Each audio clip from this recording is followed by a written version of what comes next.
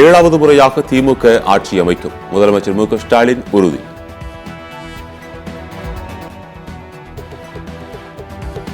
சட்டமன்றத்தின் மாண்பை மதிக்காமல் விதிகளை மீறி செயல்படுகிறார் ஆளுநர்.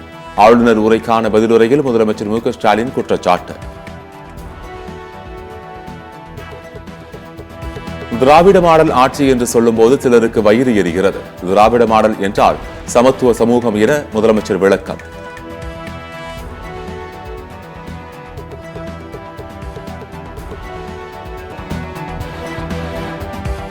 காங்கிரஸ் கட்சி தோழமை உணர்வோடு ஈரோடு கிழக்கு தொகுதியை விட்டுக் கொடுத்துள்ளது. வரலாறு காணாத வெற்றி பெறுவோம் என வேட்பாளர் சந்திரகுமார் பேட்டி.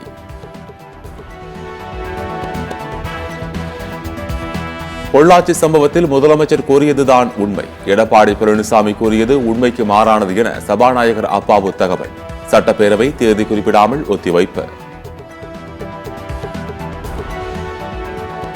சட்டப்பேரவையில் புதுமை பெண் திட்டம் குறித்து பேசும்போது உணர்ச்சி வசப்பட்டு கண்கலங்கிய முதலமைச்சர் ஸ்டாலின்.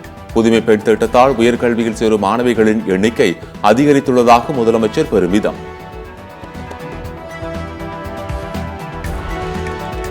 தமிழ்நாடு புதுச்சேரியில் இடி மின்னலுடன் கூடிய லேசானது முதல் மிதமான மழை பெய்யக்கூடும். வானிலை மையம் தகவல்.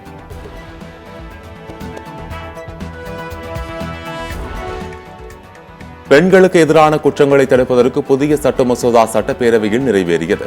பாலியல் வன்கொடுமை சட்டம் கடுமையானது.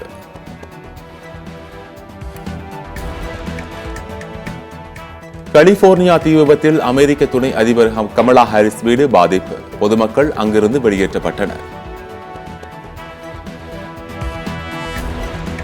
நியூசிலாந்துக்கு எதிரான 3வது ஒருநாள் போட்டி. இலங்கை ஆறுதல் வெற்றி.